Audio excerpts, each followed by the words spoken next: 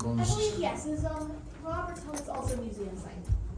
Behind you we have the guest room, which is actually the room with the only original remaining bed inside.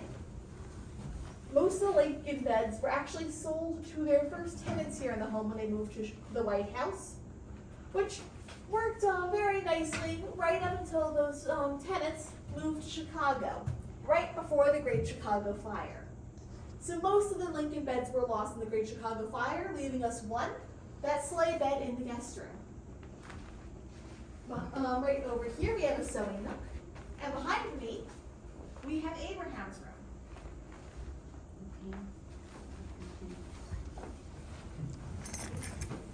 Tanawin. Let's go see the corner. Okay, I want to see.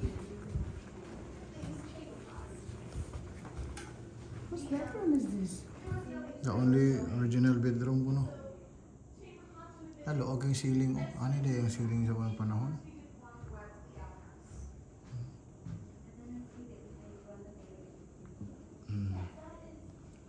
Opera Joe.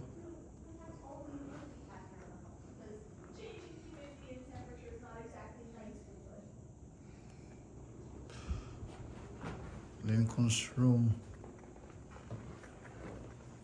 Hey, Anna. Hey.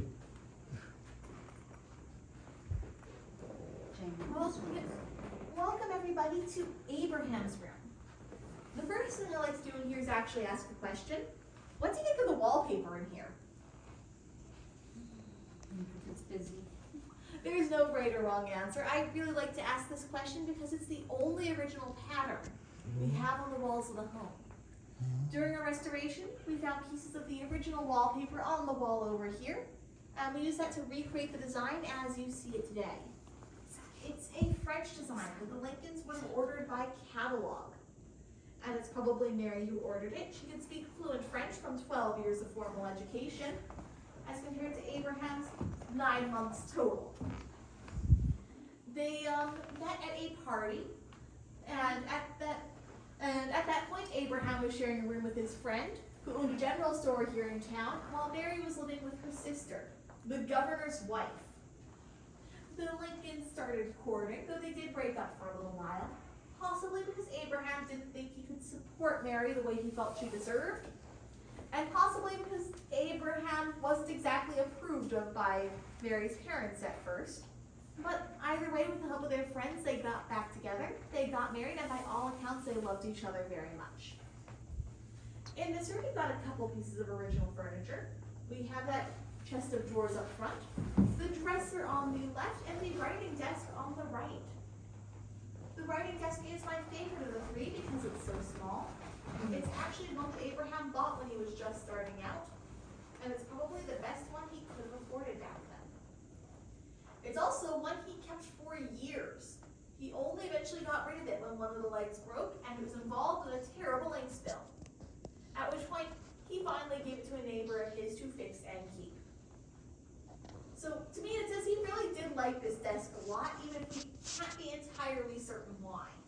It's not like he's writing letters about how much he loves his writing desk. But we like it because it is a wonderful symbol of how far he's come. A little writing desk surrounded by fancy French wallpaper and an 11-foot, 8-inch ceiling above it. So I'd say he was probably doing fairly well for himself when the second floor was completed. Do we have any questions for Abraham's room? No. If not, we'll head through Mary's room into the back hallway. Actually, I'll pause us here in Mary's room. Bobby, high ceiling. Actually, High ceiling, maybe. I'll tell you a bit about why we have these separate rooms. It's not quite as unusual as it sounds today. Because at the time, it was actually very fashionable to have separate rooms for the man and the woman of the house, because it would give them a lot of privacy. Very useful when you're Abraham, who likes staying up late at night at his writing desk to work, and very useful for Mary, who had 2 little boys on a trundle bed in her room. It would also be useful for her during the day, because she was known to have headaches, and a private room to herself during the day could help her rest and recover. In this room, I'd like to talk about that chest of drawers to the left of the bed. It is our oldest original artifact here in the home. a Todd family heirloom that's about 200 years old. We think it may have originally belonged to Mary's mother. I personally like it because it is fancy. It has a curved front and metal handles, so it shows a little bit that Mary came from a life of wealth before she met Abraham. Another thing I'd like to talk about on occasion would be that wooden box to the left of the stove. In Abraham's room, there is that question about the chamber pots, and this would be Mary Lincoln's original commode. It's the box she'd stick her chamber pot in, and I'm sure she would just be so pleased to know her toilet's on display for everybody to see. Do we have any questions for Mary's room? What is that? Is that her small table? Yep, be careful of the table, no worries. Or the carpet, no worries. That is an antique table we chose to show a bit of how you would decorate a room like this. On the corner we have a little bitty sewing bird clown, so you'd put that onto the table, you would put some fabric in the beak, and it would hold it taut as another hand. So we have it set up as basically a third little sewing area. Any other questions? If not, we'll head over into the back hallway.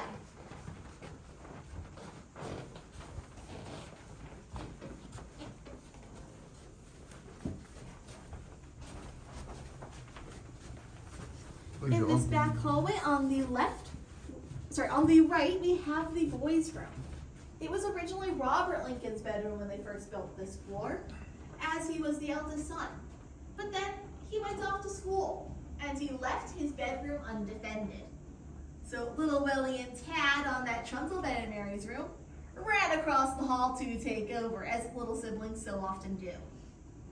Because that made it decorated the way they would have loved, filled with toys. But even all the toys in the world wouldn't be enough to keep them occupied for long, not when they were also known for playing pranks. And one prank that we think they might have played while living here would be to hide behind the fence with a very long stick they could use to knock the hats off of gentlemen walking by. They're fun. Taking care of these boys would be a bit of a challenge, so it's probably good for the Lincolns if they had some help. This room right here is the hired staff's room. The Lincolns would hire 17 staff during their time here, not all at once, to help with chores around the house like cooking, cleaning, and childcare. For all this hard work, they paid about $1 to $1.50 per week. Not much, but better than it sounds now. It was enough to buy a pair of boots back then. It was meant to be something to help support their families while they practice these skills they'll need to start their own families one day. The Lincolns would offer their hired staff room and board, but actually a lot of them would not take the Lincolns up on that, instead living with their families here in town. Because many of these hired staff are actually girls ages 13 to 17.